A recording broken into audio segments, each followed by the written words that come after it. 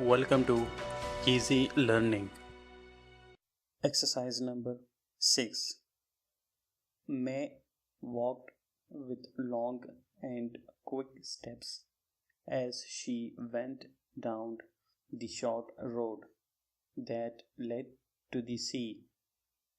Ever since she had spent a week with some relations who lived by the sea in the lovely summer month of June, she had lived for the day when she could return.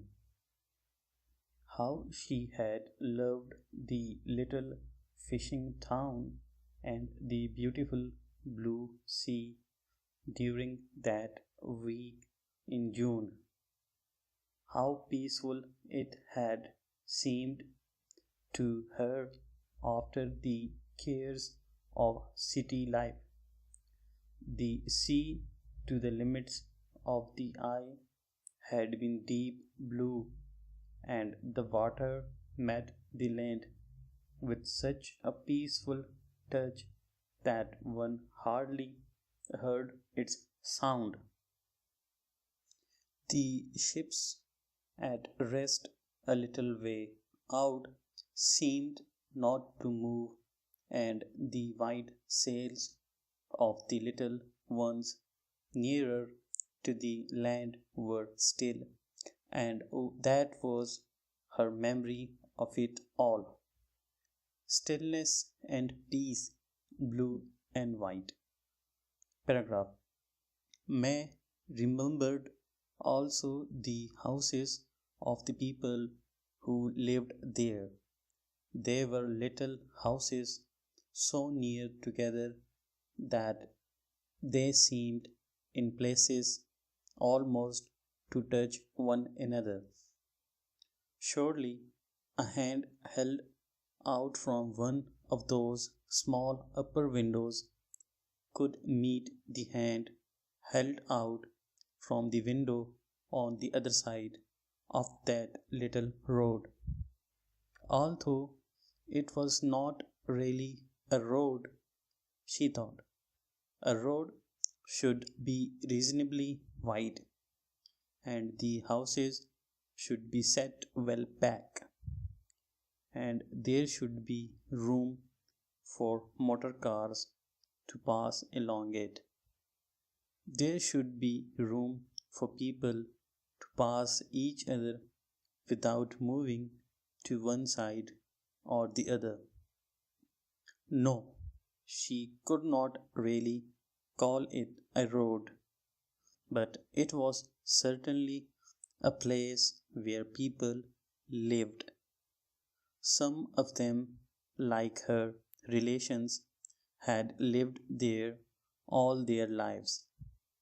Never had they heard the call of the cities of their own country, and still less had the voice of other countries overseas called to them. No, for them life had to end where it had begun, and throughout the years they lived in those little, very little houses, lived as people were no longer thought to live in this wonderful land of ours, with its wide streets and modern houses and health services and picture houses. Paragraph. May had seen the little fishing town and had loved it. The call of the sea must be in my heart, she thought as she walked once again on the hard city streets where she worked. Of course, she told her friend all about it.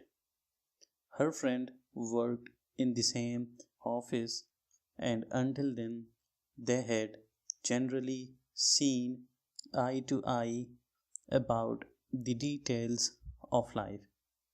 That had been before May went to her relations at the sea for a week. She had returned quite changed. From then on, her one thought had been to save enough money to take another week with them in the little house in the little fishing town by the sea. Of course, the place was about as far away as it could be from where she lived, and it meant going without quite a few other things if May was to get the money together.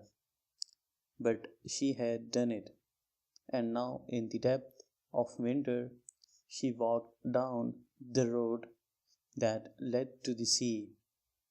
She found that the blue sea of summer had changed, and the water was now almost without color. No ships were at rest out there, and that was just as well, for the sea no longer touched the land without sound. It threw itself with fearful force upon the stones and headlands, and the sound of its breaking would have overpowered any other sound had there been any. But there were no other sounds, for the town itself was resting. Men could not fish in such weather as this, when the water threw itself up into the air as if trying to overcome the little town that made so much use of it. A town, indeed, that lived wholly upon what it took from those great waters. Paragraph. Oh, May cried, as she held her body hard against the forces of nature. Oh, how wonderful! How truly wonderful! Gone was the water color painting of the peaceful blue sea and the sweet little town, and in its place was this great oil painting, this masterpiece of the forces of water and land. She was watching the everlasting war between earth and water, that everlasting attempt of one to be the master of the other, an attempt that she hoped would never meet with success. Paragraph. And she loved the sea and the land and the little town more than ever, and she would willingly have spent the rest of her life there, by the fearful and the peaceful sea. Full stop.